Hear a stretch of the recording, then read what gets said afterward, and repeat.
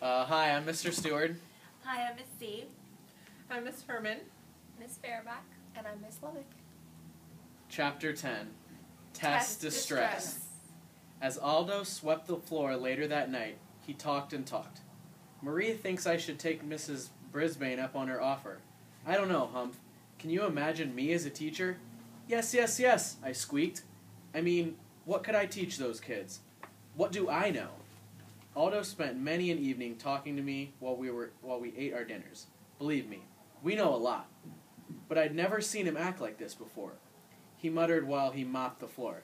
He mumbled while he dusted. He argued with himself while he sat down to eat his sandwich. Science? Math? History? Which would be best? He asked. Anything except frogs, I squeaked. To my surprise, Og responded with, boing! I bet they've learned a lot from you, Humphrey. You've probably taught these kids more than I ever could. I was too modest to answer yes. Aldo dug down in his lunch bag and pulled out a piece of broccoli. Here's something for you, buddy. He held it up and examined it. Funny, it looks small to me, but to you, I bet it looks like a great big tree. What it looked like was delicious. Thanks, I squeaked. Aldo leaned in closer and stared at me. I guess everything looks different to you, pal. He held up his little finger. I just see a finger, but I'll bet you see every little line and swirl in the skin. I wasn't quite sure what Aldo was getting at, but I squeaked in support. Aldo took a long sip of coffee from his thermos. Of course, no two people see things exactly the same either. The more you look, the more he suddenly jumped up. This might be it, Humphrey. I mean, it's interesting. It's different, like a microscope. Yeah. I had no idea what he was talking about. So I munched thoughtfully on the broccoli. Why some humans don't like it is a mystery to me. Aldo wheeled out his cleaning cart. You always give me the best ideas, Hump. See you later. He disappeared, but then quickly popped his head back in the doorway. You too, Og. Don't want to leave out my fine froggy friend. So Og was Aldo's friend, but still not mine? I guess the grumpy lump next door didn't know or care because all I heard from him was splashing. Tabitha's foster mom said yes. I'd be spending the weekend at her house, but I figured I wouldn't get much attention from Tabitha, since all she cared about was Smiley the bear. There's so many problems in room 26. Garth and AJ were still worried about Marty Bean. Heidi and Gail were still mad, mad, mad. Miranda and Abby were friends now. But would they stay that way without me around to help? I spent so much time thinking about these problems, I forgot the other problems in room 26, math problems. I'd been dreaming, the sleeping kind of the day kind, during math for most of the week. When Miss Brisbane started reviewing for the big math tests coming up, I had no idea what she was talking about. I wasn't alone. Miss Brisbane gave the class a pop quiz, and guess what? Half of us failed. It's not fair, Mandy complained while everybody else moaned and groaned. Our teacher was not pleased. All right, class. The quiz won't count towards your grade, but the rest of the school year builds on these concepts. You've got to master these problems, she explained. I prepared a study guide for the test next week. I want you to complete this over the weekend. You should have heard the moans and groans then. I'm sorry, class. This is important to me and to you, Mrs. Brisbane insisted as she handed out the papers. Put your name on your guide and bring it back. Completed on Monday. I flunked. How about you? Seth whispered to Tabitha. Almost, she whispered back. It's time for recess, Mrs. Brisbane said. Put your study guides in your backpacks now so you won't forget them.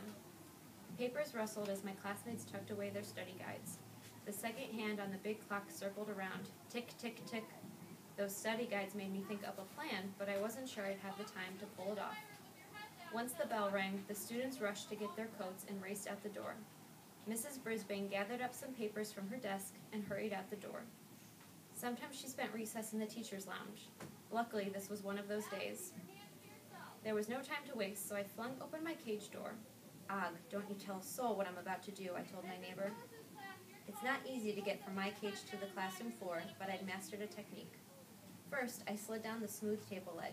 It wasn't difficult, but it was a bit too fast for comfort. The way back was more challenging. I couldn't slide back up the leg, so I'd grab onto the cord from the blinds and swing myself back up. It was a dangerous undertaking that was always scary, but I had to take the chance because I had important work to do. Once I hit the ground, I scampered over to Seth's chair. His backpack was on the floor.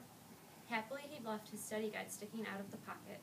I had to use my paws and teeth to pull it out and drag it over to Tabitha's table. Getting the paper into the pocket of her backpack, which was my goal, was a challenge. Her backpack was hanging from her chair.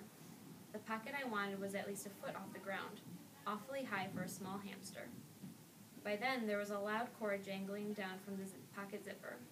Holding the paper firmly in my teeth, I grabbed on and tried to pull myself up with all my might. Boing!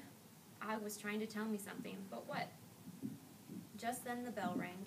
It seemed much louder than usual. So that's what he was trying to tell me. He was trying to warn me that I was in serious danger of being caught outside my cage. I was also in danger of being trampled on by large feet. At least they were large compared to me.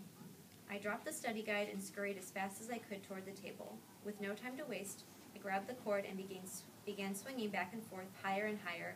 Boing, boing, croaked Og. I know, I squeaked back. My stomach did flip-flops as I saw the edge of the table. I took a deep breath and leaped onto the tabletop. Mrs. Brisbane opened the door and I could hear the thunder of feet as my friends were rushed to the cloakroom. I sprinted across the table.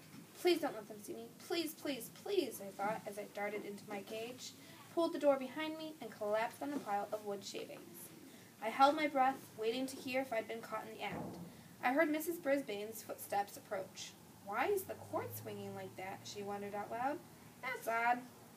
Og began splashing like I'd never heard him splash before. Boing, he croaked. Boing! Calm down, Og, said Mrs. Brisbane. Are you hungry or something? She told Art to feed him some of his beloved bugs. Og had made Mrs. Brisbane switch her attention to him so she'd forget about the cord. For the first time, I was pretty sure that that frog was talking to me, even helping me. Maybe he was friendlier than I'd figured. He'd help me get back safely, thank goodness, although my mission had failed. Once my heartbeat had returned to normal, I squeaked a big thanks to Og and looked over at Tabitha's table. Seth's study guide was still laying on the floor near her backpack. Mrs. Brisbane talked about something called helping verbs for the rest of the afternoon. When it was almost time for the bell to ring, Mrs. Brisbane reminded the class about their math study guides. Tabitha, I believe yours is on the floor. Put it in your backpack, please. Yes, I squeaked out loud. This was too good to be true.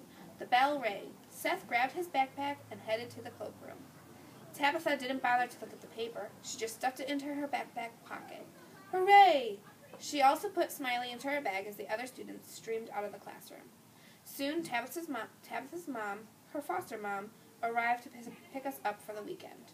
When I glanced over at Og, he looked a little gloomy, despite that stupid grin plastered on his face. Maybe he wished he could go home with our classmates on the weekends too. Maybe Og was jealous of me. I had a bad feeling just thinking about that old green-eyed monster again. Suddenly, I felt sad about leaving Og alone for the whole weekend. A friend is what the heart needs all the time. Henry Van Dyke, American clergyman, educator, and writer.